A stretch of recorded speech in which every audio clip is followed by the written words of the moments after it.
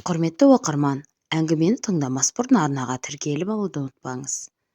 Екі тағдыр, бір сезім. Қалайсың жаным, жақсы барып қайттың ба? Деп күйеуім мені есіктен күлімдей қарсы алды. Көңіл күйім төмен болса да, мен оны білдіртпеуге тырыстым. Алғашқы жүктілігім болғасын ба, кейде тез шаршап, кейде өзімнен өзім жылағым келіп тұратыны бар. Бүгінде көңілім құлазып, жүрегім әлденені сезгендей шаншып мазамдала бергені. Мен аяқ киімімді шешіп, күйеуіме қарап езу тарттым. Бәрі жақсы. Дәрігер папасына айтыңыз, балапаны бұзық болмасын деп ескерту жасады. Бұны естіген отағасы мәз. Ішімді алақанымен сипап, біздің бала бұзақ емес, әншейін маған тартқан белсенді жігіт қой, деп мені қолымнан ұстап ас үйге қарай жүрді. Үйде қонақ бар. Дастархан басында отырып біраз нәрселерді талқылап тастадық. Жүр, мен сені таныстырайын, деді. Мен ас үйдің табалдырығын аттай беріп, талып қалуға шақ қалдым. Үстел басына жайғасқан қонақ маған жат адам емес еді.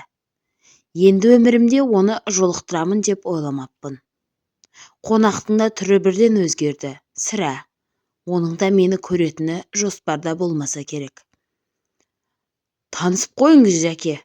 Перизат келініңіз осы кісі. Жомарт менің көмекшім.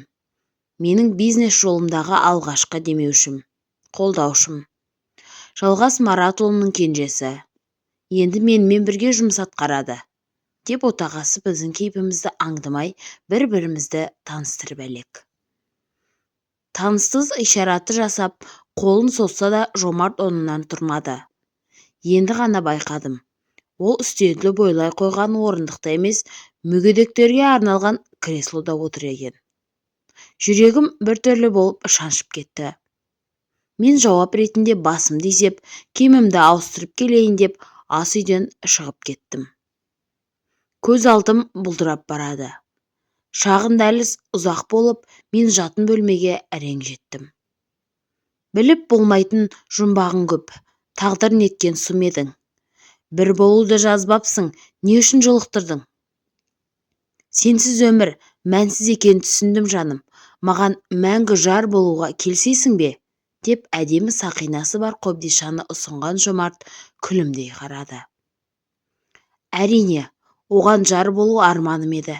Бірақ бір жағынан кешқұрым саябақта машина ішінде мұндай ұсыныс жасайды деп ойламандықтан сасып қалсам да, қуанышымды жасыра алмай басымды шұлғи бердім. Әрине, келсемін. Ол мені құшақтай алды. Мен ертең ата-анама жетіп, саған құда түскізем, сосын сені өзімен Алматыға алып кетем, деп ол мені ұзақ сүйді. Сол кеш өмірдегі ерекше кештердің бірі болатын. Жомарт алматылық жігіт еді. Екеуміздің таныстығымыз да қызық. Вокзалда, Алматы-Астана пойызын күтіп отырғанда, танысайық, деп жанымнан айналшықтап кетпей қойған еді. Одан кейін жолсеріктермен келісіп пойызға отырып алыпты. Бейтаныс қыз үшін осыншама әбігерге түскен жігіттің әрекеттері тұрпайы көрінгенмен, сол таныстық үлкен махаббатқа ұласқан болатын. Ол Алматыдан әдейілеп, апта сайынғы демалыстарда көлігімен Астанаға келіп тұратын. Шаршайсың ғой, осы апта келмей-ақ қойсайшы, деген кездерімде, сен мені сағынбаймысың? Деп жас балаша ренжіп қалатын. Таңертеңде ол Алматыға жол жүріп кетті. Оның хабарын тағатсыздана күтіп мен қалдым. Бірақ ол хабарласпады. Шыдамым таусылып телефон шалып едім, абонент байланыс аясынан тыс жерде дегеннен басқа жауап алмадым. Дей тұра, үмітімді үзбей, телефонды бір сәтке де жанымнан алыстатпай ұзақ тосып жүрдім. Бірақ арада бір ай өтсе де Жомартымнан хабар ала алмадым. Тәуекелге бел буып, Алматыға өзім аттандым. Бір-бірімізді бір жылдан бері білсек те, ата-анасын, достарын танымағаныма өкіндім. Үйінің мекен жайын арадағы әңгімеміз арқылы білетін едім. Ұшақтан түскен бетте тұспалдап сол жерге бардым. Жомарттың тұрмысы жақсы, бай қуатты жанұяның перзенті болатын. Дарбаза алдында мені күзетші күтіп алды. Келген жайымды, аты жөнімді сұрап алғаннан кейін күте тұрыңыз деп өзі ішке хабар берді. Жарты сағаттай уақыт өткен соң күтуші әйел келіп, соңымнан ер деген ишарамен мені үйге кіргізді де өзі қайта шығып кетті. 2 қабатты үлкен үйдің кіреберіс дәліздің ортасына аппақ диван қойылған екен. Мен зарығып күтіп жүрген Жомарт сонда отыр.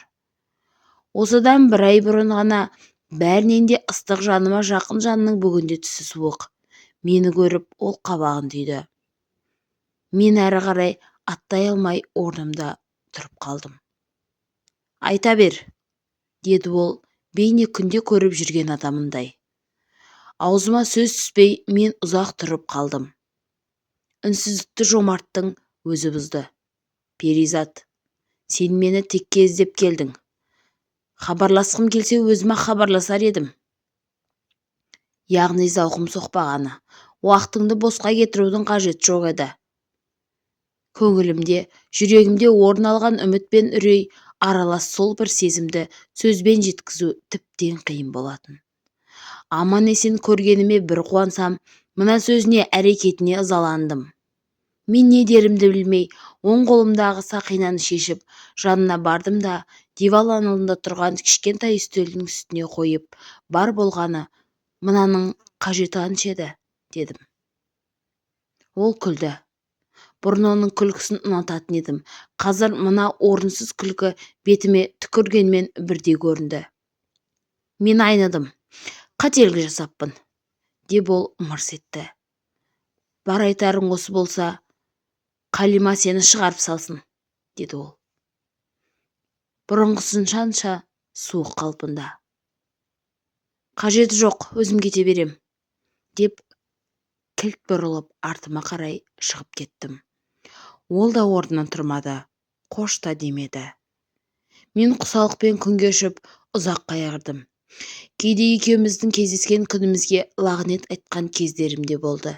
Кейіннен Медетті кездестірдім. Мен оны Жомартты сүйгендей сүйе алмадым, бірақ ол мені құлай сүйетін еді. Екеуміз шаңырақ көтердік. 2 айдан соң тұңғышымыз өмірге келмек. Бақытты едік. Тағдыр тағы оны не үшін жолықтырды? Мен көзімнің жасын сүртіп, төсектің шетіне енді отырған едім, бөлмеге Медет кірді. Жаным, саған не болды? Деп ол мені құшақтай алды. Ештеме, әншейін.